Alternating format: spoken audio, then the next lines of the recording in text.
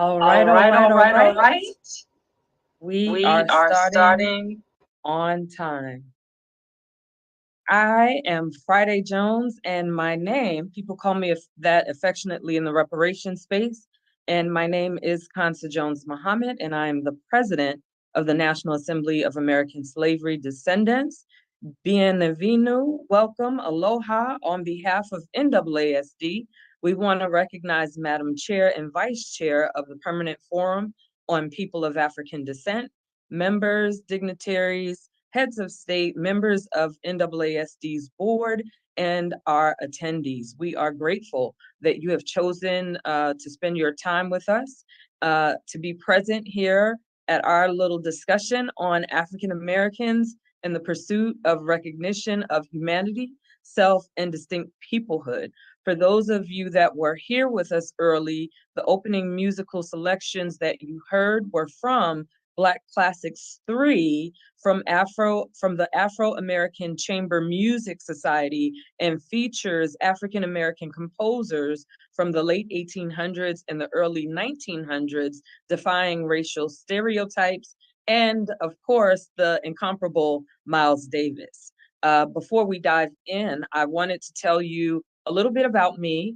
I'm a mom, and my great grandmother, 7 generations back, was imported to the United States of America as chattel. Mother Tracy, as we call her, was from Cameroon's Bamileke people, and at the age of 17, Tracy, a merchant that spoke 3 languages, was sold on July 1st, 1799, and I proudly represent the United Martin family, one of the largest African American families in the United States that can trace their lineage back to West Africa.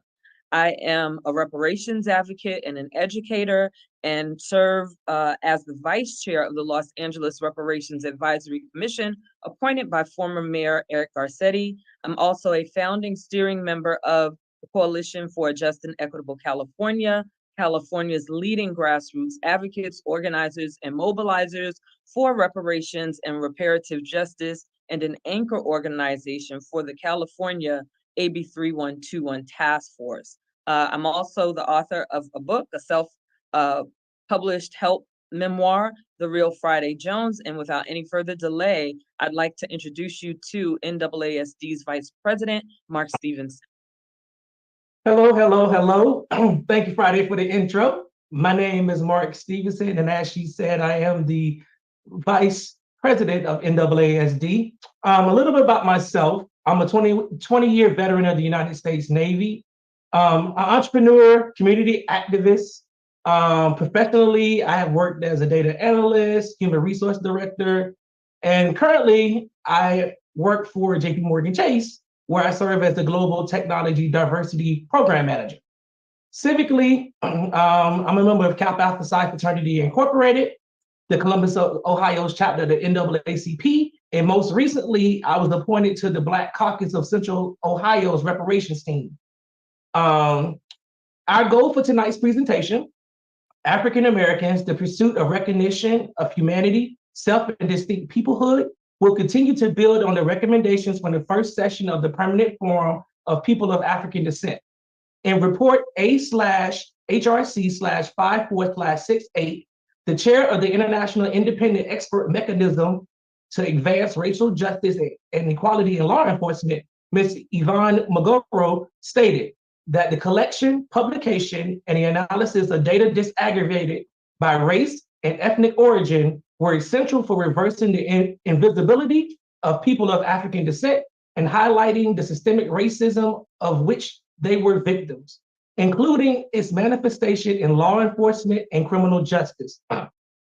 We will also explore the current decision issued by the United States Office of Management and Budget on Statistical Policy Directive 15, standards for maintaining, collecting, and presenting federal data on race and ethnicity on March 29, 2024, as it relates to the Black racial category. And with that, I would like to introduce to you our featured speaker, futurist and public sociologist, Sasha King. So thank you, Mark, so much for that wonderful introduction. My name is Sasha King, and as he said, I am both a futurist with a background in sociology. I have won awards for my research from the American Sociological Association and the Association of Black Sociologists. I've also been a commentator for NPR, ITV, and the BBC. And then we are going to, hopefully in a second, we're going to go ahead and get started with the presentation so we can discuss this topic. And you can go ahead and move to the next slide.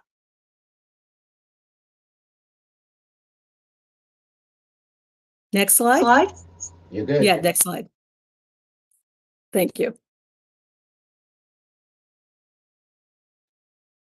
So an overview of what I'm going to discuss is the ethnogenesis of African American identity, arrivants asserting one's identity, the failed ethnic project, and recommendations. Next slide. So African Americans who descend from chattel slavery are descendants of something called ethnocide. Ethnocide is not a term that unfortunately a lot of people know, but it's very important because it actually is a term that actually describes a very important part of the African American experience, which is the intentional destruction of culture, which is ways of thinking, livings, and beings, while keeping the people alive.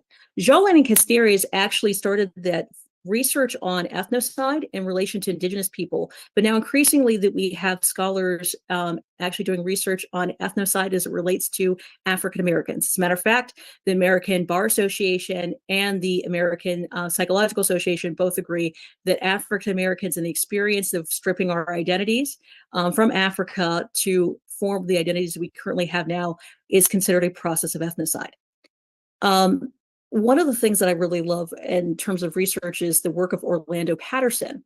It's also the understanding that African Americans were socially dead during slavery. So what I mean by socially dead is this person had no human status in the law, they had no human status in society, and they had no free will or autonomy.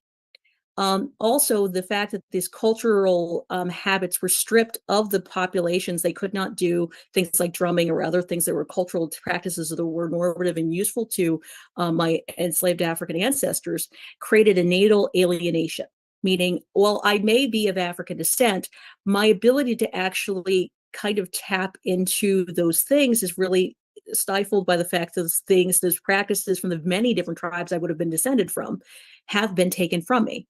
And that also means that I don't have a complete social status in the United States.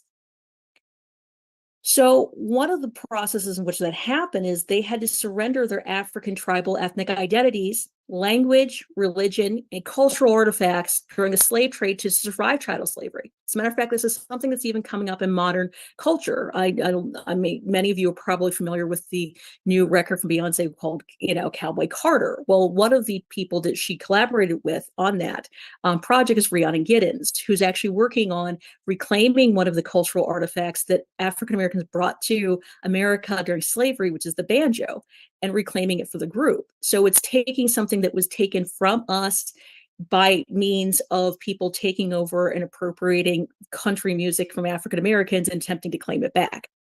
Ethnogenesis is a direct result in of ethnocide, which means when a group of people is stripped of their culture, they have to form a new identity. So the process by which that happened, a group is formed, is called ethnogenesis. African American identity is a result of ethnocide, and African American identity is one of the examples used in anthropology when people teach ethnogenesis. Next slide. So I'm going to actually explain a little bit of that process of how ethnocide happened. And how it started creating a basic level of racial peoplehood during the transatlantic slave trade. There's a wonderful book I encourage everyone to read called Exchanging Our Country Barks by Michael Gomez. And in that book, Gomez does an exemplary job of describing the process by which people who were part of different African tribes ended up having to come together to form a new identity. So let's go look at a couple things he highlights here. So the first thing he highlights is racism created a basis of social cohesion.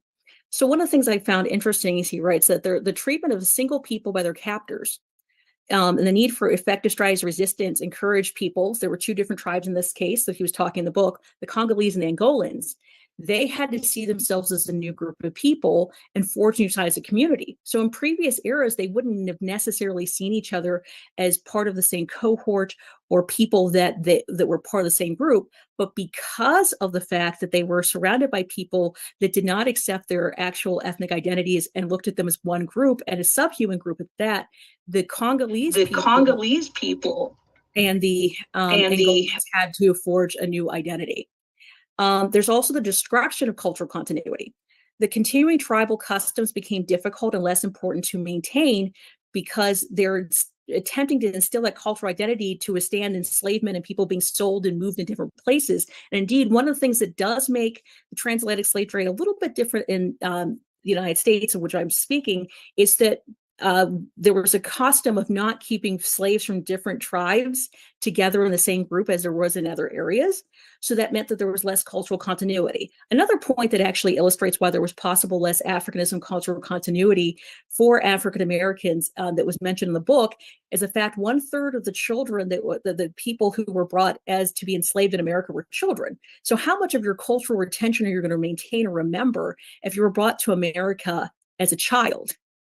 You're not going to remember a lot of those old customs and things. And so that's one of the reasons why we're a bit distinctive in that regard. And then one of the things that really shows the resilience of my people is how they restructured it. And one of the first things he finds the ways in which the different groups of enslaved people restructured identity was through language. So the restructuring of the African identity principally involving a move away from ethnicity. So people had tribal identities. People were Ifa, people were Igbo. They had these identities, but they realized they couldn't keep them in the new world. So they created a new language to describe their altered condition and to communicate with each other. So examples of these things would be the modern version of AAVE, Gullah, Creole. These are all examples of different forms of what we call Roz Segal, the genocide scholar at Stockton University, would call a genocide artifact. What happens when someone actually is a descendant of a form of ethnocide is that they create artifacts as a way to, one, is survive the horrors of their experience a mass atrocity. But the other thing that they do is they pass these stories or ways on to their descendants as a way of retaining whatever culture they could have and giving them a way to express their feelings and their place in the world. So that's another example of how people fused and moved from, this is my previous identity, I cannot maintain it completely, but I'm going to fuse with this other group of people, and we're going to build a new artifact that's going to be passed down to what is now an emerging peoplehood. And one of the things he really highlights is that race became more a political reality based on the conditions of slavery. So it didn't help if I was Ifa and you were Igbo. It didn't matter that if we had issues back in Africa with each other. We had to kind of get over that because we had a much bigger energy and enemy in terms of the slave masters, right? So what happened was people moved from having a very strong ethno-tribal identity to moving toward a racial identity. And so my community was stripped of the ability to have ethnicity, so they moved from ethno-tribalism to race. Next slide.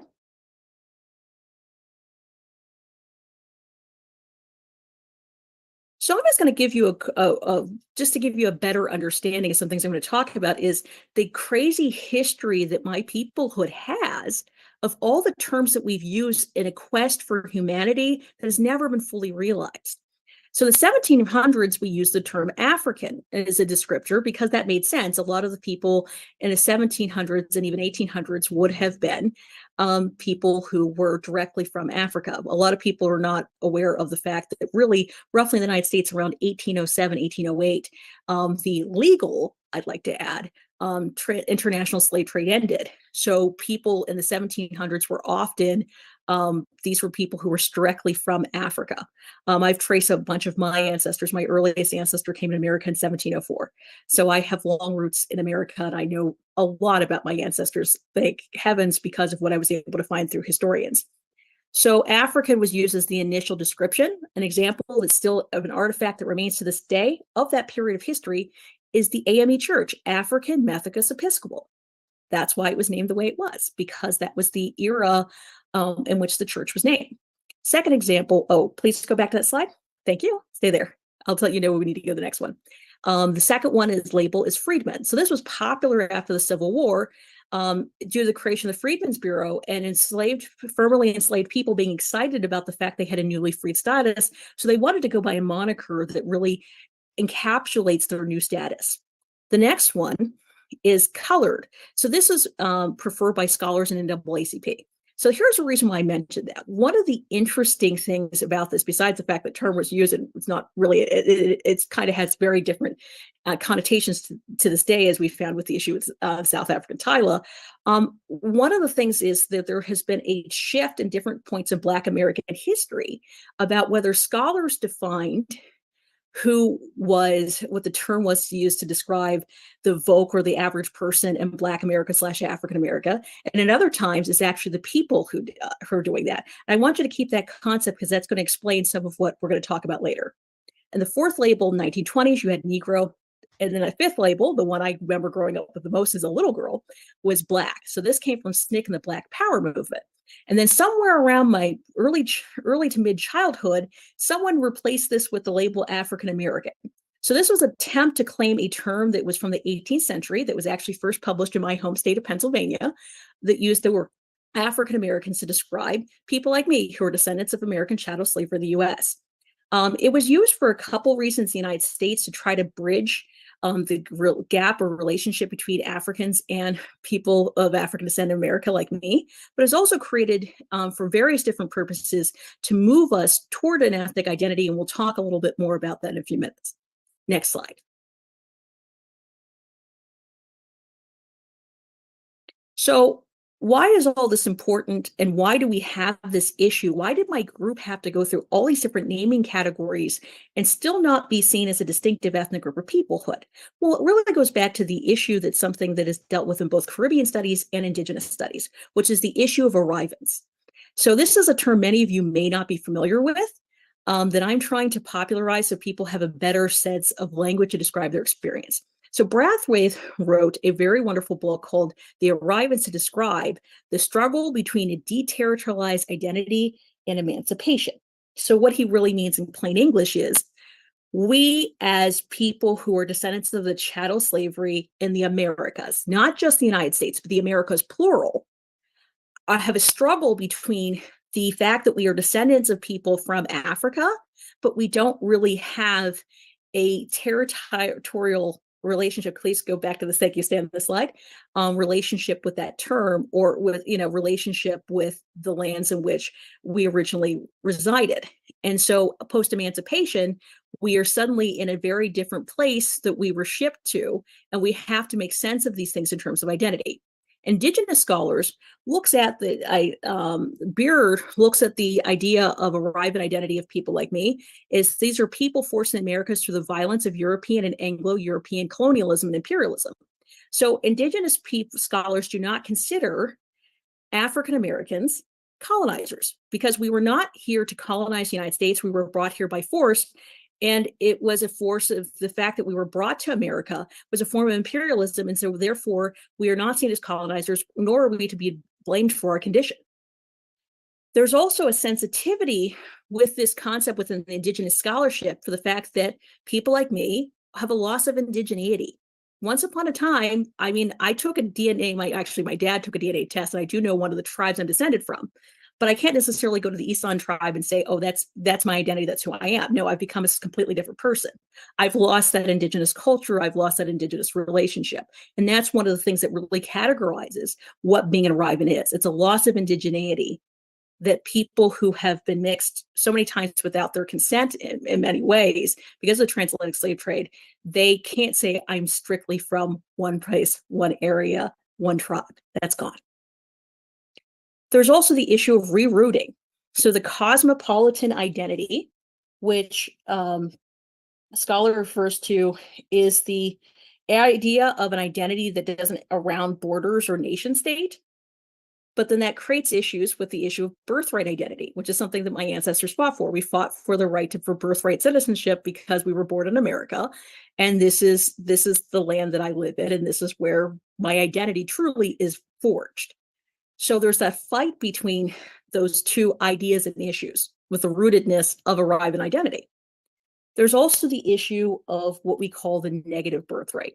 So negative birthright is a kind of rerouting of the idea of the colonial idea about slavery, which is William Blackstone's idea of the birthright of being born a slave, which in America, if your mother was enslaved, you were enslaved. If your mother was a white and non-enslaved woman, you were not an enslaved person.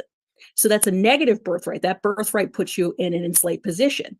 And so that puts people who are descendants of enslaved people, that puts them in kind of, depending on where they're located after slavery, a kind of a caste position in society. And also, one of the issues with arrivants is the fact that societies and how they deal with their role in the founding of the country, the colonial country, or taking an anti-foundational role and saying, yes, I've contributed to the country, but I don't want to actually say I'm foundational because of the issues that that puts with Indigenous scholarship. So there's two different opinions on that. And then there's the issue of the challenged land rights. One of the things that people don't know that under Lockean policy, this is one of the things I found really interesting in Native Land Rights, the book, Native Land Talk, is that roughly African Americans do have some right of domain in dwelling here because we were cultivators of the land. We are one of the people who actually grew the seeds, actually did the land cultivation in a lot of this country. So it gives us an interesting place about where we really belong in the world. Next slide. So one of the things I really found when I was really looking at arrivants, I really found that I could actually categorize arrivants into two different groups. The one group that I belong to, which is what you call a minority arrivants. Minority arrivants are ethnic minorities in their nation state. So African Americans, the group I belong to, like 13% of the population. People will often challenge, I know, but I just had to get through. They challenge the involvement in the creation of the nation state.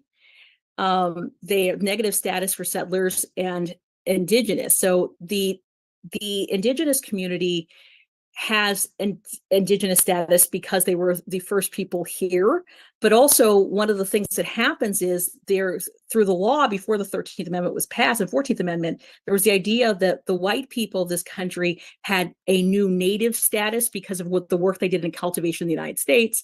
And that's one of the other issues that you have with minority arrivants about the fact that we cannot claim that we're natives in either theory or way of working at it. There's also the issue of negative inheritance for those of us who are minority arrivants in a different way.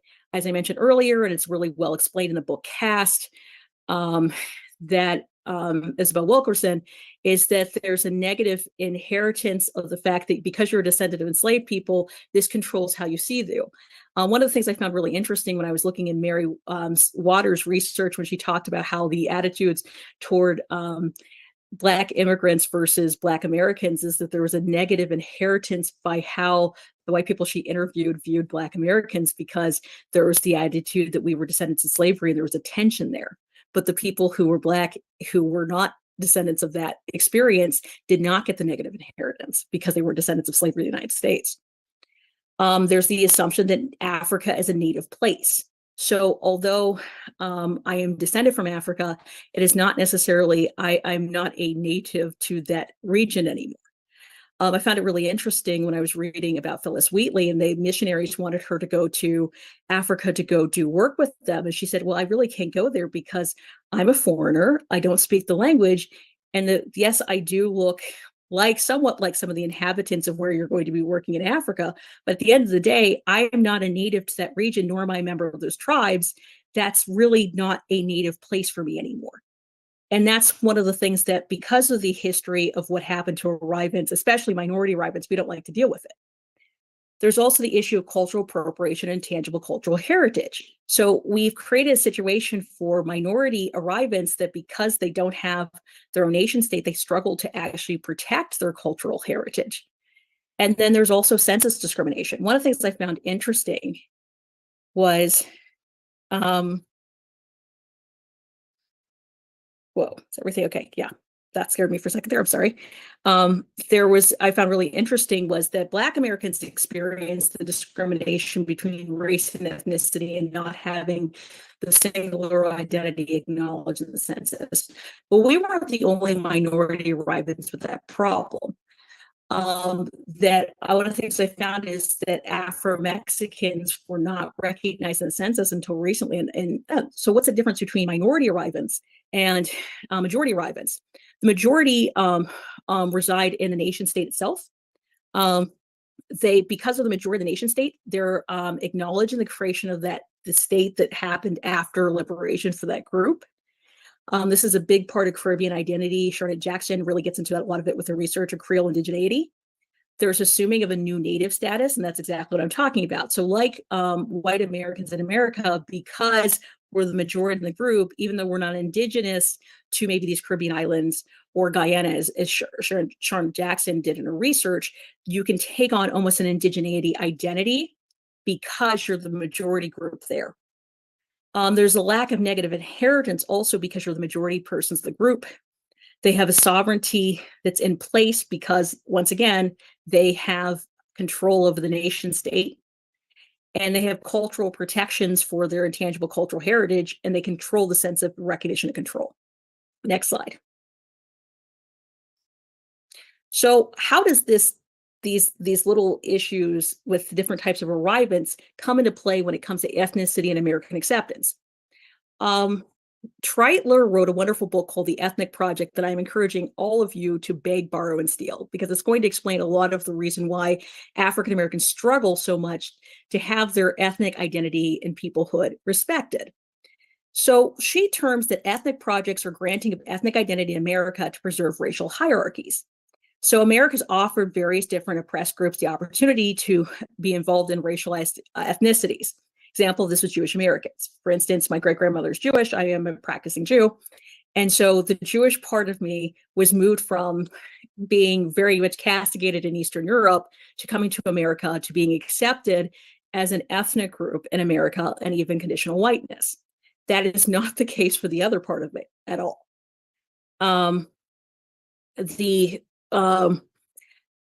African American, as I mentioned earlier, was created by Jesse Jackson to give a clear origin story to a present place that we lived in America, and to Black Americans, the term we had before, just like immigrant groups. Unfortunately, this may not have worked as well as we'd hoped.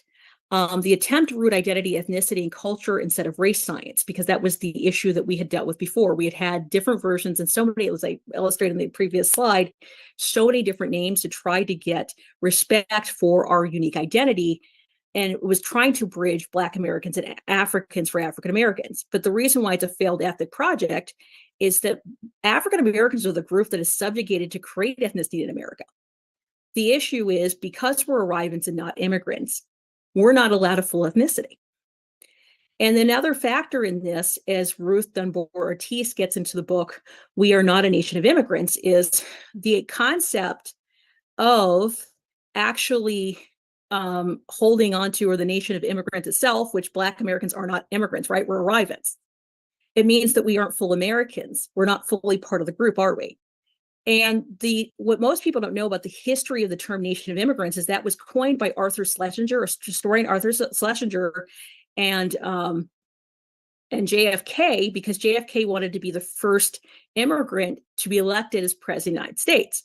So they wrote a book and started a campaign to kind of sanitize the history of both slavery and indigenous genocide. So they tried to say, okay, we are a nation of immigrants. We're all immigrants.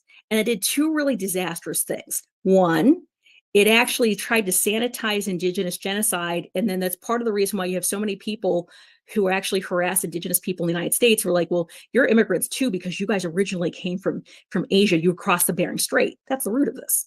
And it also creates the problems for African Americans, because only the State Department recently has admitted Black Americans aren't immigrants. They're kind of another category, which is arrivant. And so it puts us in this no man's land where, our kids go to school and they have to learn about the nation of immigrants. And I remember talking to one young Black, and he's like, am I American? Because that's not our story, but they're saying that that's the American story. So it really has put us in this very precarious position. Treitler also notes that Black immigrants are struggling, but working on their ethnic projects that are accepted. Going back to what I said about Mary Waters earlier, the reason why the ethnic projects have a degree of legitimacy is that caste doesn't apply.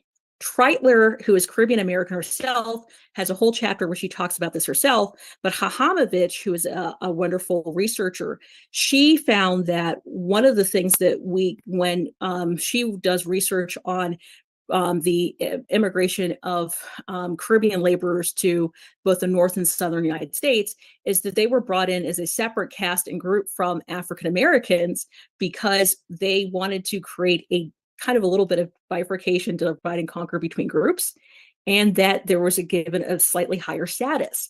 And so this is one of the things that actually comes into play as to why there is so much fighting when it comes to identity, when it comes to things like the census.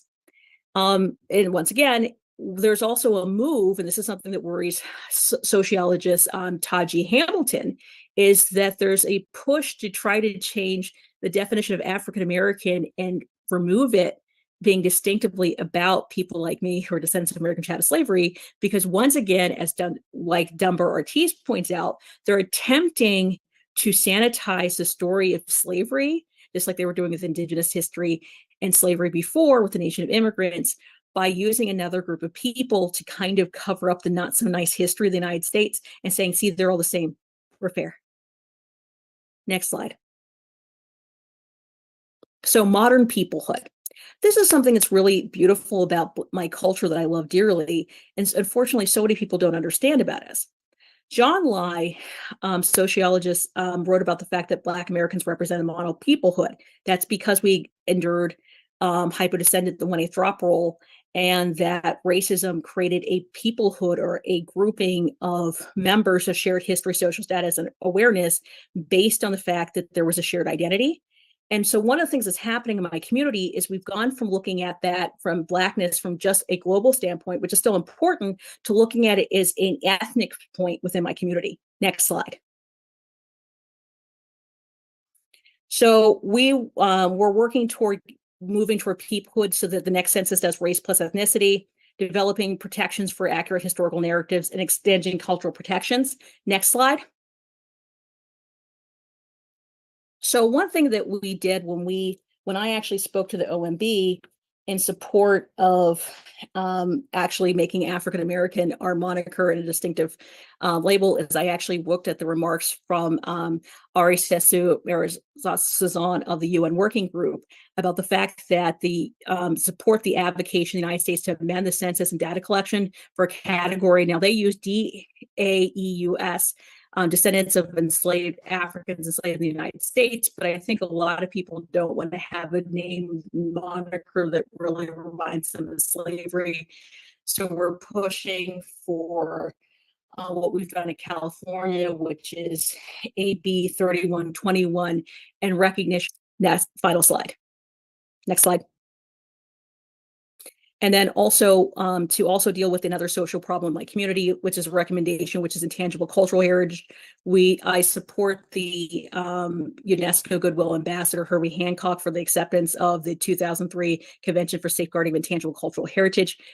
Right now, we cannot currently protect a lot of African American cultural heritage and holidays. This has become a huge issue with Juneteenth. I'm working on actually with groups of people to create a list for African American culture using the Smithsonian standards, which is the people who have kept the folkways and the holidays or the people who drive the force for the standards for what you do to safeguard. And this, me as a scholar, will help everyone else. And then we're also doing more using the ethics of intangible cultural heritage to do media, government, and education within institutions in the United States. So with that in mind, I will let the next speaker go. Panelists go.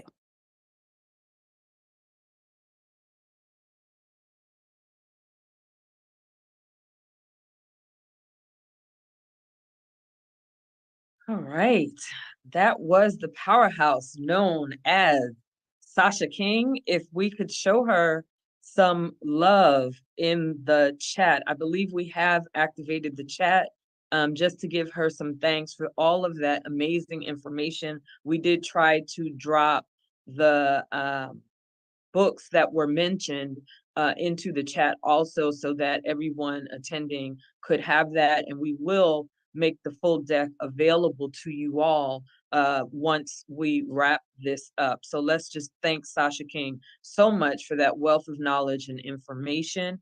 And so we can go to the next slide, but I do have to mention on Sasha's arrivant slide, that was actually my great-grandmother 6 generations back. She was the first born in the United States from Tracy, Tracy again being the great-grandmother 7 generations back who was an arrivant to the United States of America. So next slide.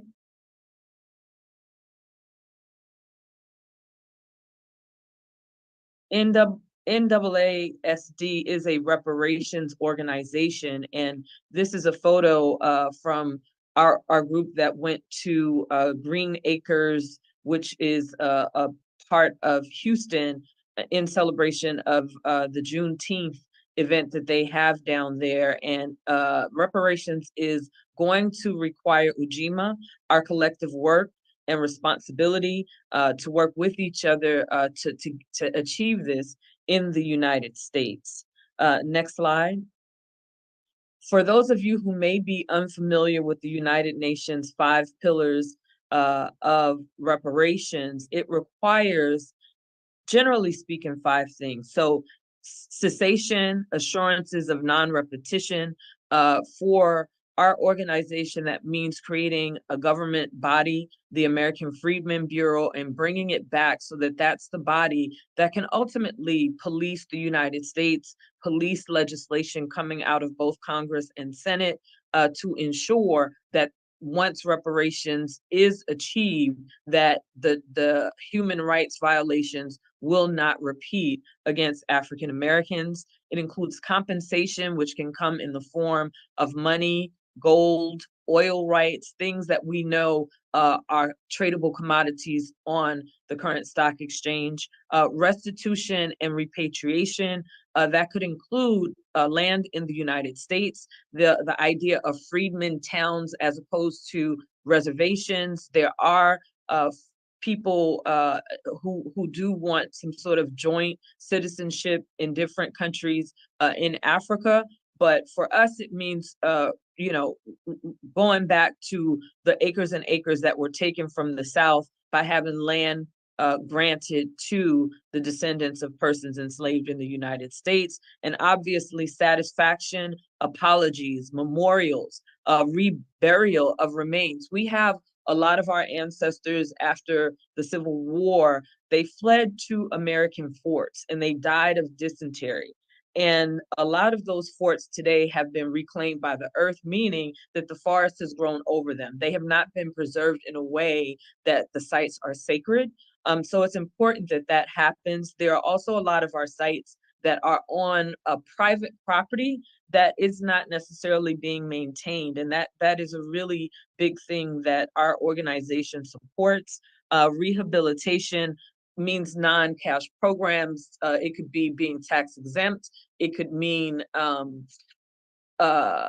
free medical care. It could mean a whole host of things, education, and other things that historically we have been marginalized out of. Next slide. For the purposes of our discussion, and we have Lady Liberty because we know France gifted Lady Liberty to the United States at the ending of the Civil War to celebrate the ending of not only the war, but also the ending of slavery, and Bartholdi, who wanted the chains to be broken at the hands of Lady Liberty, were unfortunately American financiers fought against that. And so the chains lay at Lady Liberty's feet. And for the purposes of this discussion, American freedman means a person having origins in the United States with ancestors historically classified as African, mulatto, Negro, Black, or colored, who are either born free or enslaved in the United States and emancipated nationally in 1865 by the 13th Amendment to the Constitution. Next slide. OMB Directive 15, which was originally drafted May 12th of 1977, the directive provides standard classifications for record keeping, collection, and presentation of data on race and ethnicity in federal program administration, reporting, and statistical activities. These classifications should not be interpreted as being scientific or anthropological in nature, and nor should they be viewed as determinants of eligibility for participation in federal programs. That becomes important because there are those who would argue that if Black people, Black American people, were decoupled from just the Black racial category, this is not going to be a determination for our reparations. This is just for the purposes of collecting data. And there are 5 minimum standards. And we're going to focus on that yellow highlight, which is the Black racial category, which has a very short and generic description, and it is defined as a person having origins in any of the Black racial groups of Africa. And if you look at the white category, what's also interesting, and I didn't highlight it, but that category also includes racial groups of North Africa. And so there, right there is a bit of a conflict, in terms of how the census categorizes people in a modern context who come from Africa. And for context, I just want to say this particular directive was barely 10 years. It was drafted barely 10 years after the final Civil Rights Act of 1968 was legislated to end federal discrimination in housing. And this system, this standard, created a permanent race of African Americans and American freedmen with absolutely no ethnicity. Next slide, please. The utilization, and this is a continuation of the OMB standard, the utilization for record keeping and reporting, basically, I want to talk very briefly about the minimum standards that do allow for additional detail, and additional detail can be captured for civil rights compliance reporting. And in the United States, that has a lot to do with educational purposes. And that's not even an area in modern context that there is the decoupling of race and ethnicity for African Americans. The other areas, there are 2 more areas. The other areas are for statistical reporting and for general program administration. And that's basically how Standard 15, which is the basis for the census as we know it, those are the 3 additional categories for which detail can be granted. Next slide, please. So NAASD really advocated in this space. We kind of came on the scene in, I believe that was 2021. We held our first meeting with Karen Battle, Chief Population Division of the Census 2020, and Nicholas Jones, Director and Senior Advisor on Race, Ethnicity Research and Outreach for the 2020 census. And we introduced the need for data disaggregation for the Black racial category. We continued our advocacy by participating in the Equitable Data Work Group formed by President Biden's Executive Order 13985, which was issued January 20th of 2021 on advancing race equity and support for underserved communities through the federal government. We met with the newly appointed director of the census, Robert Santos, and his census team on June 13th of 2022, again on disaggregation of data. And they gave us a really robust presentation, which let us know that they were hearing what the public was saying and they were moving in that direction. And we met on August 30th, 2022. We received an invitation from Chief Statistician of the United States, Karen Orvis, Dr. Karen Orvis, to present to the OMB. And then on September 13th, we presented to Robert G. Savinsky and Shelley K. Irving of the OMB. And those are the lead statisticians on the change that was being made after 25 years of just having a singular standard. We also met with President Biden's domestic policy team, and we sat with that administration and went over some of these concepts as well as other policies that could be done. by way of executive order for the purposes of providing a peoplehood and an identity to African Americans. And again, to Sasha's point, that is the term that we went with, and I'll explain why a little bit later. Next slide.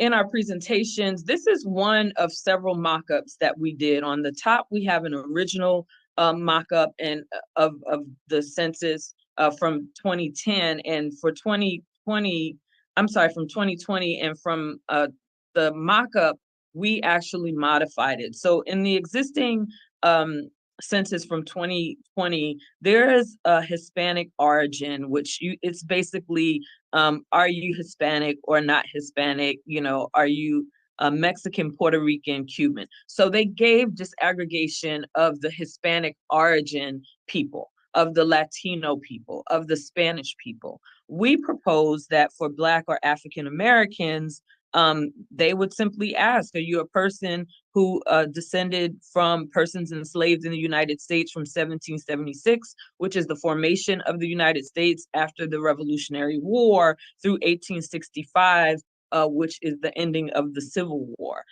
Yes, you are African American Black. No, you are African Black. Or no, you are Caribbean Black. Or no, you are Black from another country or another region. We gave several mock-ups to sort of get us to this origin issue and to get us to being decoupled from just a singular race. Next slide.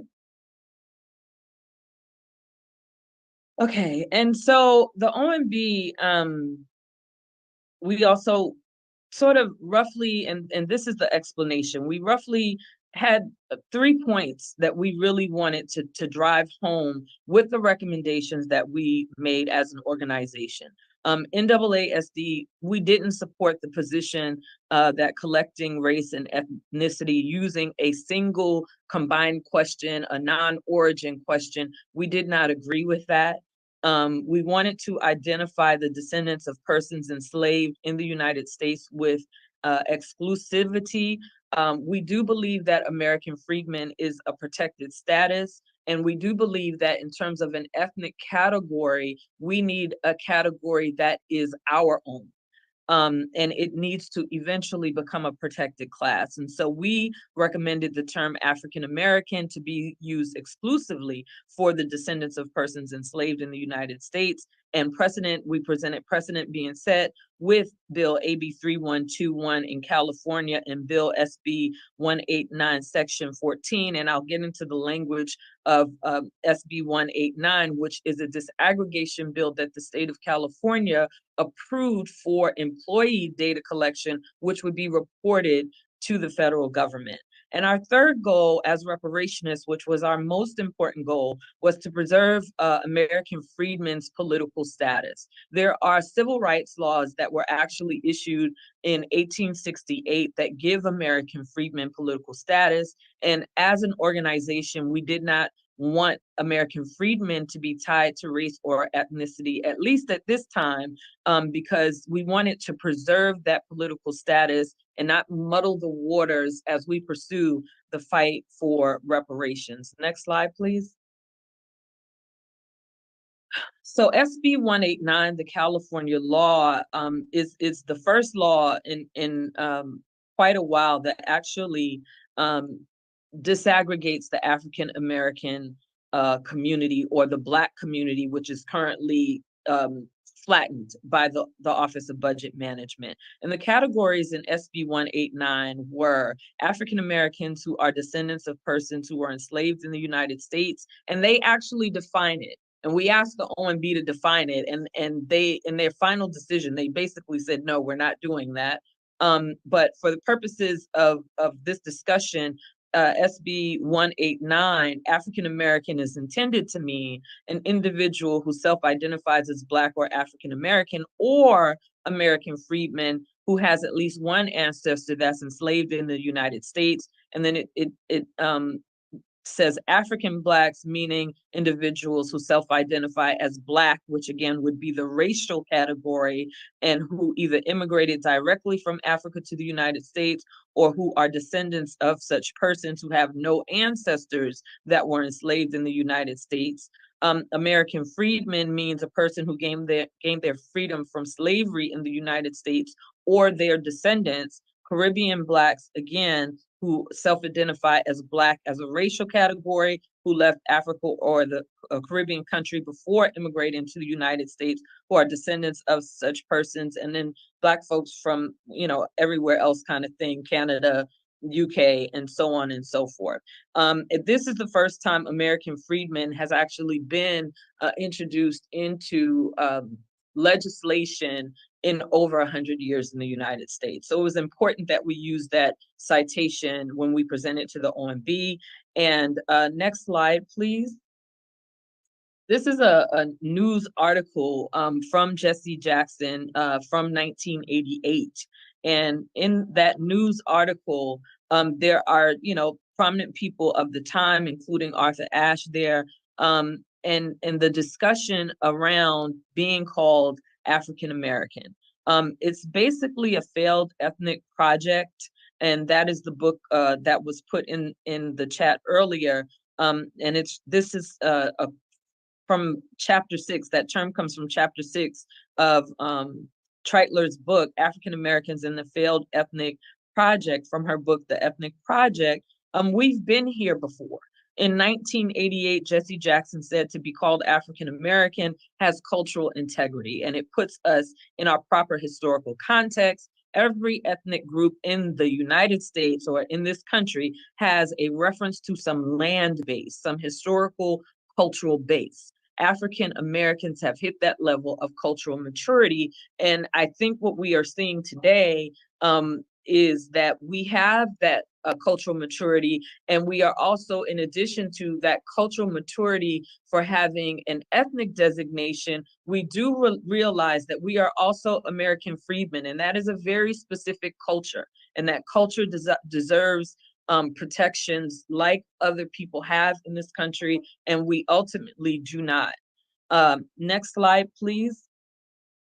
This is the decision that was rendered by the OMB, and this decision came out, I believe, I didn't put the date in here for myself. This decision came out, I believe it was March 29th of this year. So this was just barely a few weeks ago. We're in April. This came out at the end of March. And, the OMB removed the identifier of Negro from the Black or African American definition. It unequivocally equates Black to African American without creating an actual category for descendants. There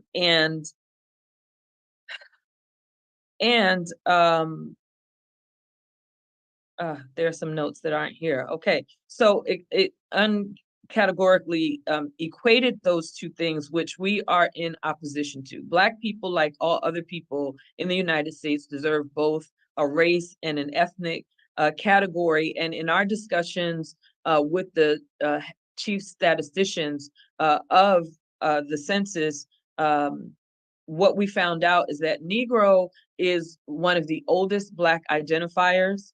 We also clearly know that we have family members that have the term Negro on their birth certificates, and they are still alive. And we also know that from the census and the OMB that when that category is removed, Black people will still write it in.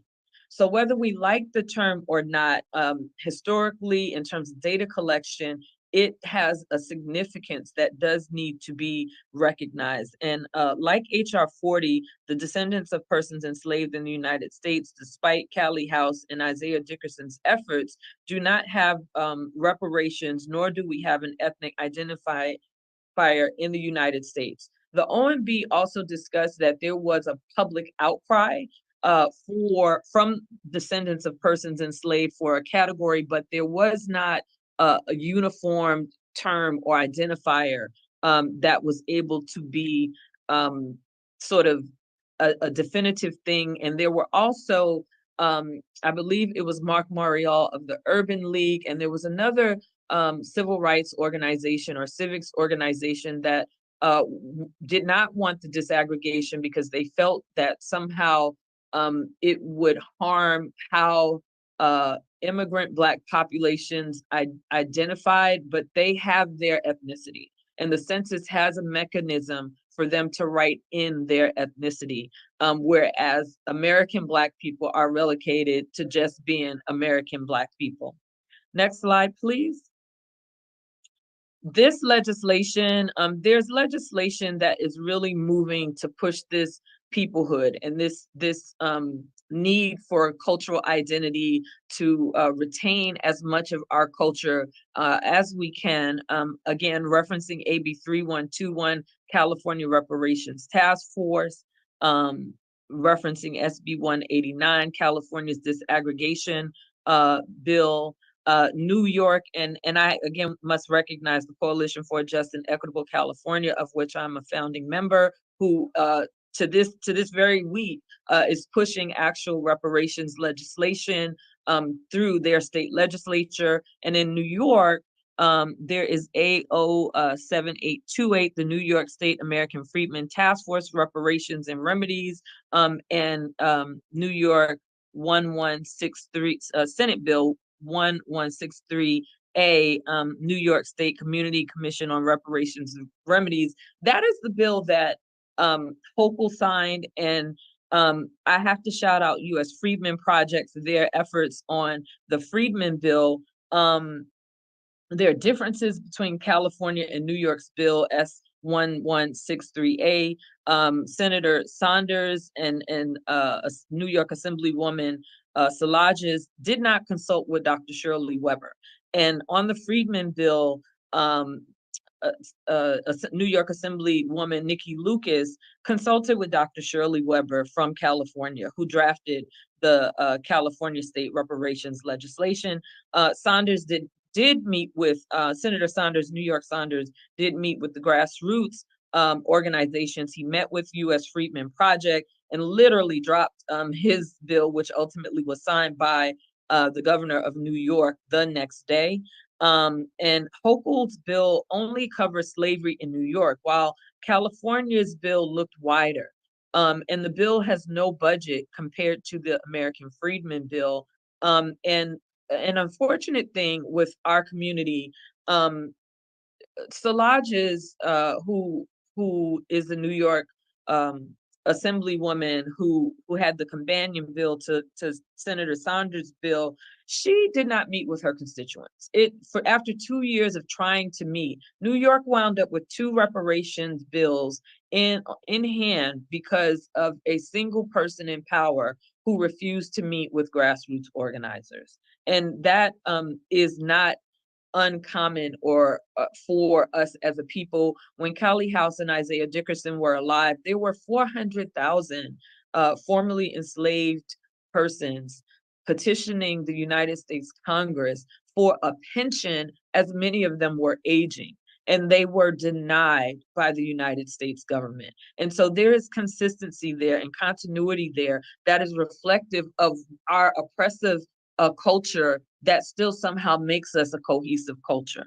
In Washington, D.C., a member of the forum, Justin Hansford, who is the director of the Thurgood Marshall Center at Howard University's Law School, in his testimony for the District of Columbia while they were deciding whether or not to have a commission, he basically stated that there were 3 levels, and I believe these 3 classifications are where people who have different ideologies in the reparations space can ultimately find unity. He said the legal classifications were survivors, and yes, there are actually people who are alive today that survived actual slavery.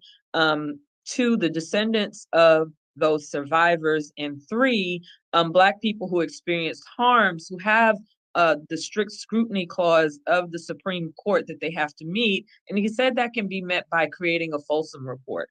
And it's very important that the 3 classifications show up in legislation.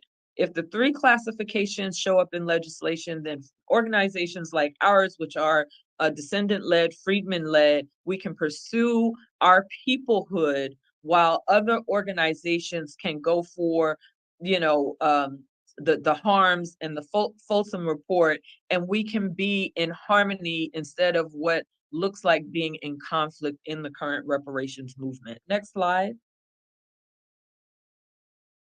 Whenever there's progress as a people, there is backlash, and we have experienced anti-descendant legislation. Photographed in the top row to the left is Texas Congressman Brian Babin, who introduced HR 4321 into the U.S. Congress, which prohibits the United States from providing bailouts or other financial assistance. So we're talking Department of Education, we're talking infrastructure, we're talking emergency relief funds to any state or local government that enacts any law providing reparations for slavery and for other purposes. Alabama Senator, who is top row to the right, Tommy Tuberville, equated descendants of enslaved people to criminals in a speech. Down below, Florida Senator Blasi Ingoglia filed Bill SJR 582 to amend Article 10 of the Florida State Constitution to prohibit the state, a county, a municipality, or any other political subdivision from paying reparations to certain individuals. Meanwhile, Florida had the first municipal reparations effort back in 1994 when Rosewood victims were compensated with college education tuition. And so all of these ideologies really put American freedmen people, African-American people into equal protections and harms. We're not being protected by the 14th Amendment with these legislative acts. Next slide. Our why. So there are several periods in the United States that really have impacted us as a people. From the late 1800s to the early 1900s to 1920, there were 4 million freed men, freed people, African Americans who were formerly enslaved and emancipated. And during the same period and window of time, 26 million ethnic Europeans were immigrated to the United States, primarily to dilute the Black voting power that we had in the South. And that comes from the book Daily Life in Immigrant America from 1870 to 1920, how the second great wave of immigrants made their way in America. At the height of that time period in 1919, the Red Summer occurred in the United States with World War I freedmen veterans returning and having racial terror set upon them in 28 American cities. From 1862 to 1933, we have the ex-slave pension movement. And again, as I mentioned, at its height, had 400,000 freedmen working with Callie House and Pastor Isaiah Dickerson in order to receive compensation from the United States government as they were aging, and they were denied. And Callie House was charged with mail fraud, and she actually served a year in jail because of her work. The Great Migration happened, which was basically refugeeism in the United States from the terroristic South to the northern parts of America from 1916 to 1970, and it was dubbed the Great Migration. And in 1935, we have the Social Security Act, which purposefully excluded agricultural and domestic workers, most of whom were Black folks, were the descendants, were the sharecroppers. The Bracero Act, people don't talk about it in this way, but in 1942, when the United States negotiated with Mexico, it again was backlash legislation in response to Black farm workers and field hands that had unionized, and the land-owning class in the rural South did not want to pay the wages that they were demanded. So the government just negotiated with another government in order to replace that labor through the Bracero Act. And of course, we have the Civil Rights era, and we have the present reparations movement, which is also tied to high incarceration. Next slide, please. And I'm going to wrap it up because we want to give adequate time to Q&A. But I just quickly want to say Field Order 15 gave the opportunity for people talk often about the 40 acres and a mule, but it also included a pathway to land, and it implied a protected status. It actually implied self-governance. And it's worth mentioning that the language in Field Order 15 is consistent with the US treaties of 1866 with the 5 Confederate tribes, known as the 5 civilized tribes, and the terms that have been used. It's a term that's been used, unofficially since 1866 for the Cherokee, Choctaw, Chickasaw, Creek, and Seminole, and all of those tribal nations also have freedmen. So there are Cherokee freedmen, Choctaw freedmen, and we are the American freedmen. Next slide, please. Carol Anderson, in her book White Rage, the unspoken truth of our racial divide.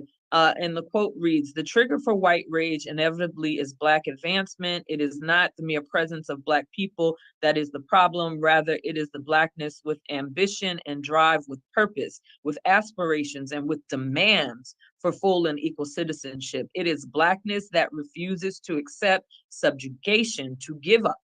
A formidable array of policy assaults and legal contortions has consistently punished Black resilience and Black resolve. And we are in that phase right now as we assert ourselves in the United States with our peoplehood, with our claim to reparations, with our claim to have a census that actually provides us with an ethnic identifier. And next slide, please. What you can do, you can sign up and receive our newsletter at NAASD.org, and you can join us on May 25th, which is also Africa Day. We are going to provide further information on this OMB and how we can do some coalition building and activating around this subject. You can support the scholarship of UNESCO's Alexander Laban Hinton on re-examining non-governmental organizations' treatment of African Americans, and you can donate to us.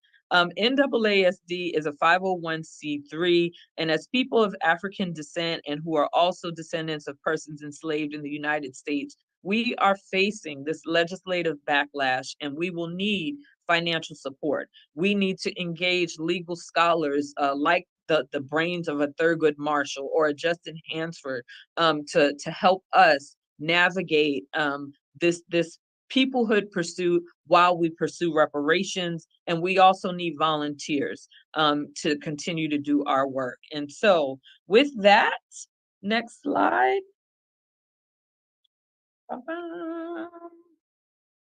We thank you. Mark, I'm going to turn this over to you. Yes. So, who we are. As Friday alluded, we are a 501c3. Our mission is kind of threefold. It's to advance the national movement for reparations for American freedmen, the descendants of persons emancipated by the 13th Amendment to the United States Constitution, providing education and leadership training, focusing on civic engagement and self-advocacy, and helping to build economic and political power within the historically marginalized and underserved communities. So with that, let's show some appreciation for NAASD's President Kanza Jones Muhammad, as well as our featured speaker, Sasha King, sorry about that, in the comment section. And we're going to open up the chat in the room for Q&A. So if you got a question, you got a comment, please respond, and we will answer your questions for you.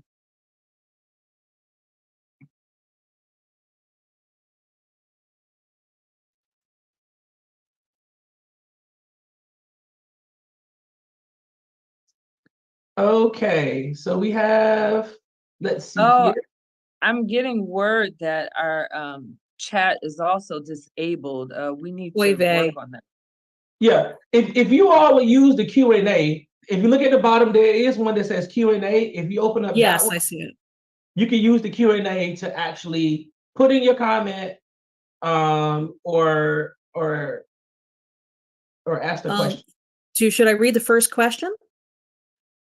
Yeah, you can go ahead and read it and I will answer it. Says Ms. Muhammad, what is the one thing you want us to do today in addition to the steps you gave? Should we contact our representatives?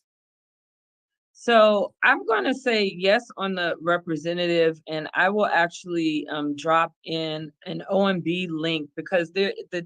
Savinsky is the chief statistician, and his email is available at the OMB. And so even though the final decision was just rendered on March 29th, you can still write in to him and his team, and they have said they want to do what do you call it, like field research. They want to engage more people. I would encourage you to write to them and say, hey, NAASD, has exemplified leadership in this space, and to partner with us so that we can assist the OMB office with engaging with our community. Our organization has members in New York. We have members in Texas, in California, in the Washington DMV area, and in the Ohio area. And so we are really already poised to go into some of these communities. And so I will drop that in the chat, because I believe even though you all cannot use the chat, we can direct information to you. And so I will do that now. Thank you for the question. And that was from Raphael Plunkett. Yeah, and then the next question is is for you, Sasha. It says, Mrs. King, will you offer future presentations? You always teach us so much. Absolutely, because one of the things I am absolutely, I actually will do a series of presentations because unfortunately, a lot of people don't have the language to describe their historical experience. This actually creates conflict when African Americans run into people from other groups because we have such a unique history. And with that, when we run into people even globally, what's an African American? So one of the things I'm actually working on with NASD and other groups of people is actually doing global education on African American identity, African American peoplehood, and African American culture, because one of my dear friends used to work for the State Department. And what people don't realize is the State Department, despite how we're being treated about the recognition of our identity, the majority of the cultural diplomacy in the United States is done with African American culture. Now, mind you, our culture is used and promulgated around the world to be a representative of America, but our actual unique ethnic identity in the United States is actually not respected. And it's really ending that cycle and working on creating a way of, as descendants of mass atrocities, to actually set boundaries that other groups have around our culture and identity. We earned that as people who are survivors of mass atrocities.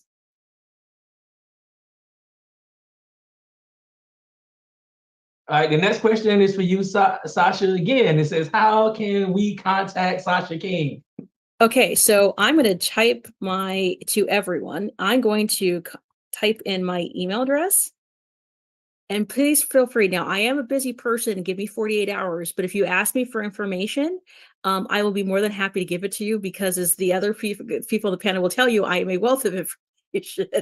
Yes, Sasha is a member of NAASD, and when I tell you she's a wealth, she documents everything. And so we are very blessed to have her here today, and working with us at the organization level. Sasha is a wealth of information.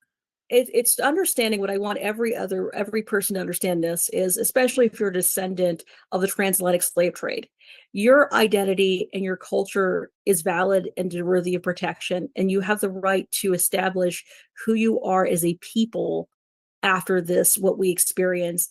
And I hope and welcome all arrivants on their journey to their self-actualization. And we have another question. There seems to be recent pushback on reparations. Are you surprised by the delayed response, and how can we be best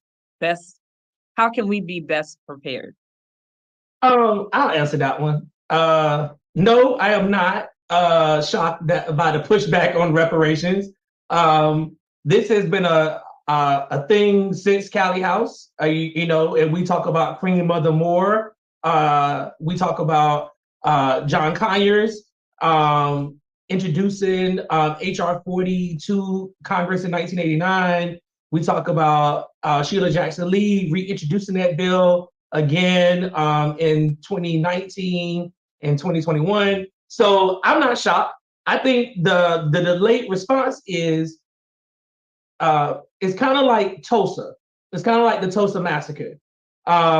It seems that our country has no problem commemorating atrocities that happen to our people in this country by putting up a banner or a little a marker to give a acknowledgement to what was happening. But there's no compensation.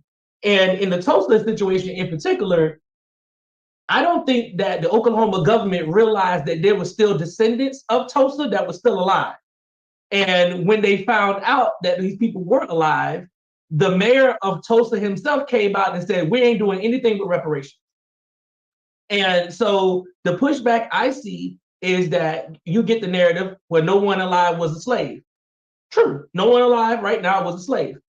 But no, in California, there was an enslaved man who had proof of bodies buried in Alabama who is still alive. Yeah, well, in regards to chattel, being chattel. Now, we talk about sharecropping. We talk about there as recently as 1962 in Alabama, people found out that they were still quote unquote enslaved. And I think the pushback for reparations is that the U.S. government does not. In order for our government to continue to be a wealth extractor and not a wealth generator, it has to be a class society where somebody has to be at the bottom. And for some reason, our people have been that designated as that bottom class. So if you repair us, then it takes away the classism in our country, and that simply can't happen. So the pushback really is from an economic standpoint, because the will of the people is there. It's just that we have to be more cognizant and get involved politically, not just at the national level, the local level, the state level. We have to understand who we are voting for, what we are voting, who we are voting for, what they are voting on, and why we continue to keep putting these same people in office if they're not going to do what we want them to do. So hopefully that answered your question in kind of roundabout way, but that's kind of the reason why I feel that it's been delayed. And I just want to hop in on that as well. So yeah, to Mark's point, I'm not surprised, but because of the type of pushback, it lets us know we are on the right path. As many of you know, some of you know and some of you may not know, but before we submitted our written submission to the OMB on the African American as the ethnic status, we consulted with Dean Erwin Chemerinsky, the dean of UC Berkeley Law School. He is the most quoted lawyer, constitutional lawyer in the United States of America. He has presented multiple times in the Supreme Court. And so if his word is good enough for law students, it's good enough for us. And he is the person who said that we needed to pursue the descendant reparations strategy. And you see the legislation coming out is specifically attacking the descendant strategy, because these people know that that is our best foot forward. It is defensible in the Supreme Court. It doesn't have to meet the highest order of the Supreme Court, and it has them shaking in their boots. So with that said, it lets us know we're on the right path. And so we tell people, join this organization. We do not take our work lightly, and as we need to expand in how we do our work, and as we need to engage professionals to help us drive this ship, it's not surprising that we're receiving the backlash. There's a whole book about it, and White Rage, and so we are asserting ourselves, so it's not surprising. I'll read this question. What can allies do to support the movement? How to bring in more non-Black allies? How can allies support the movement? Donate to NAASD is for one. but more importantly, come get educated, come with an open mind, and understand historical context and the way that we present. Everything that we're doing is within the letter of the law.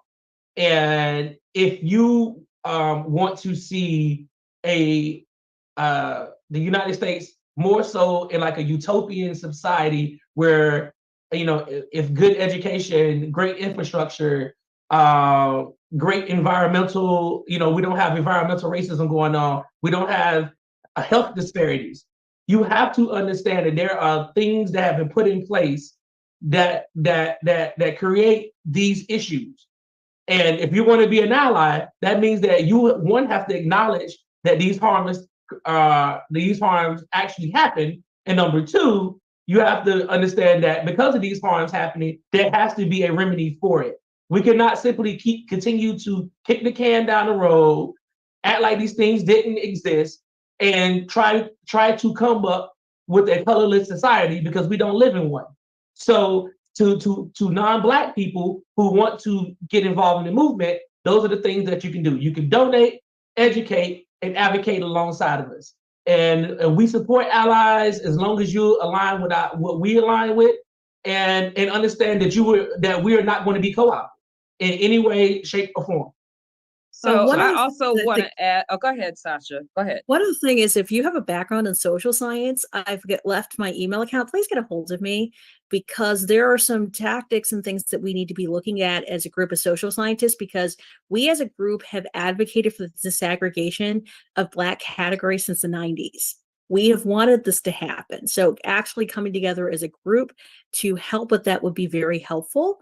And then I'll let Friday speak, and then we'll both all come together for Donata, because I have a couple ideas there. Okay. So I want to reiterate, NAASD has a group that meets quarterly called Mayors and Municipalities Organized for Reparations and Equity. And that is our space where we activate our allies. We let them know about what's going on with the movement for reparations in a lineage-based format. And that is where our allies, if we have any allies that are attending today, can attend. I also want to emphasize that we are doing this presentation, or I am live in Geneva, Switzerland at the third session of the United Nations Permanent Forum on People of African Descent. And we have allies from around the globe who understand our plight. This particular session had an attendees informational a few weeks ago, and just mentioning this work that we were doing, there are people attending today who are interested in this because they are having the same problem in their locale.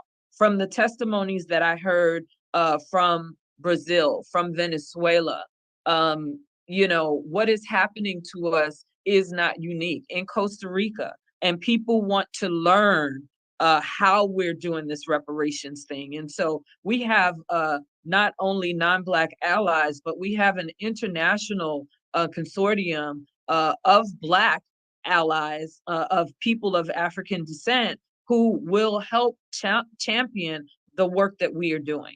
And so, again, if anyone is interested, you can go to naasd.org. You can sign up for our newsletter. You can also communicate that you want to be part of the MORE group, and we'll keep you active within the organization. Thank you.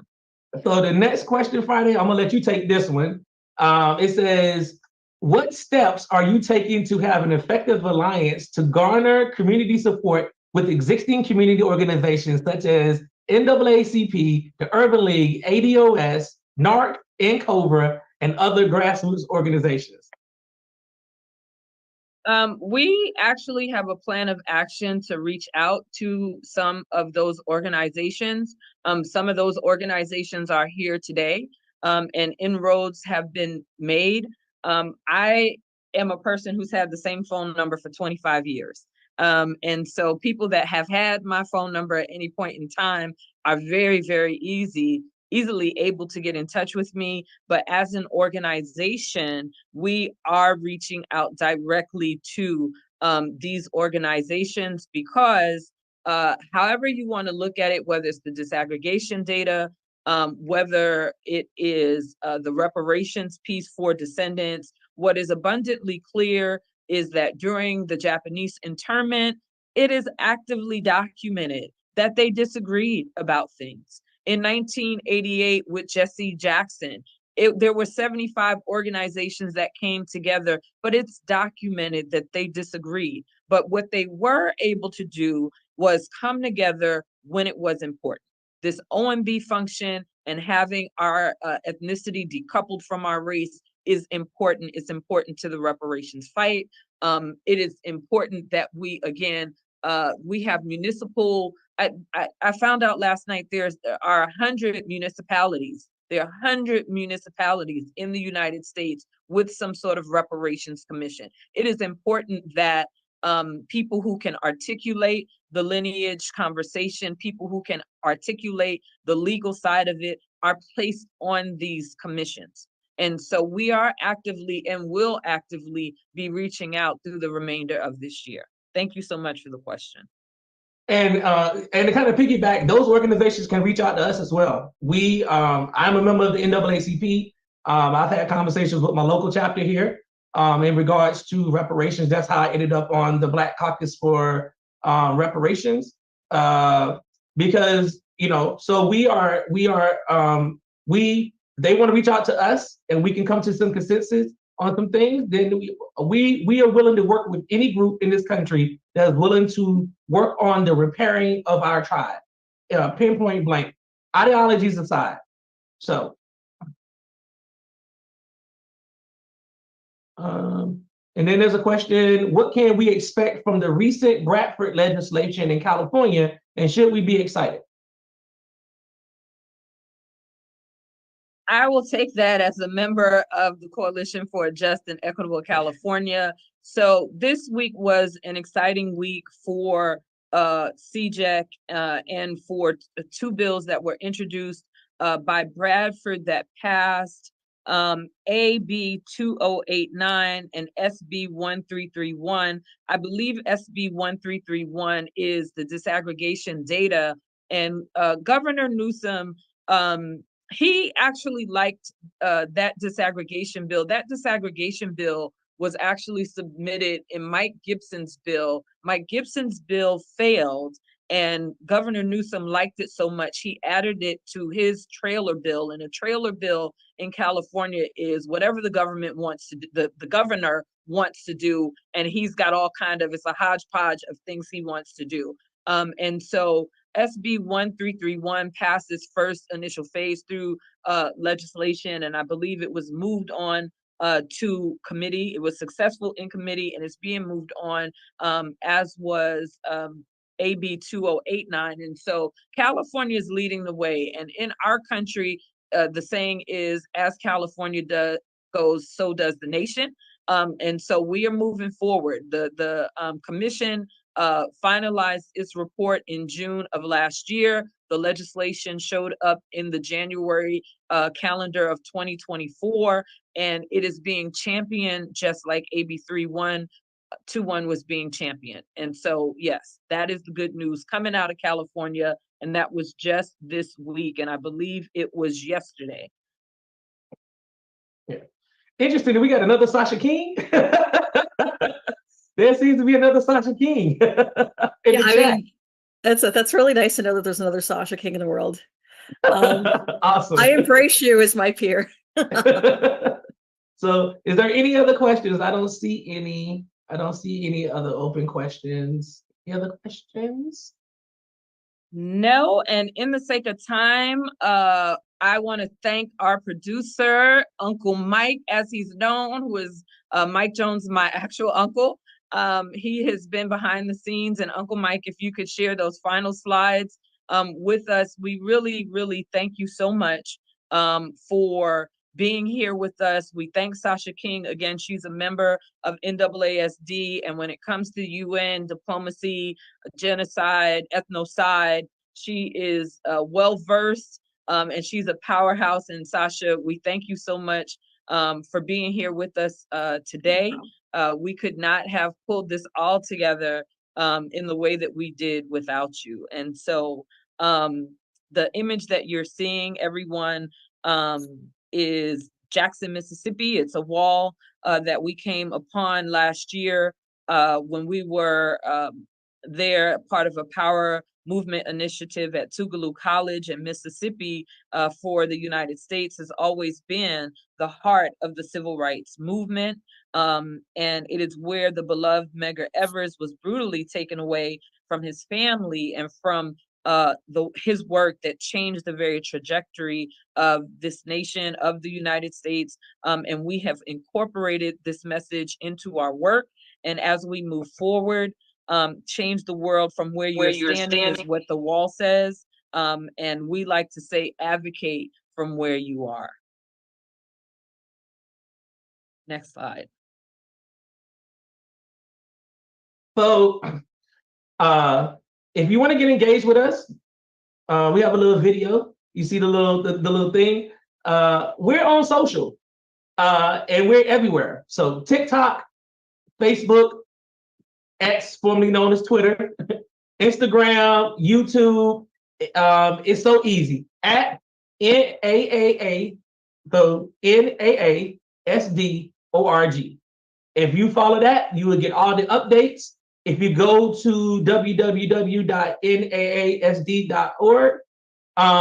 you can sign up for our newsletter and you can stay up to breast on the things that we got going on. And we've made it easier if we could go to that next slide. Yep. If you want to cheat right now. And there's the QR code. It's so easy. You can take out your phone right now and scan this QR code, and it will take you directly to our website, and you can go there. We actually have a link. If you want to see some of the work we've done, some of the things that we worked on, there's the Repair Act, which is some presidential priorities that we presented to the Biden administration that Friday talked about earlier that are there. You can download that report. You can also take the Black American Survey. We actually have a survey that we are taking the input from the Black American community, and we're going to present this to the Biden administration as well as other legislators that we speak to. And then we also have a store. So you want some swag? You like the Lady Liberty? We got some swag in our shop. You can shop with us. And if you decide that you want to become a member, you can always fill out an application for membership. So we want to thank you all. Thank you so much. Good day, good night, good morning, good afternoon, wherever it is that you are. Thank you so much.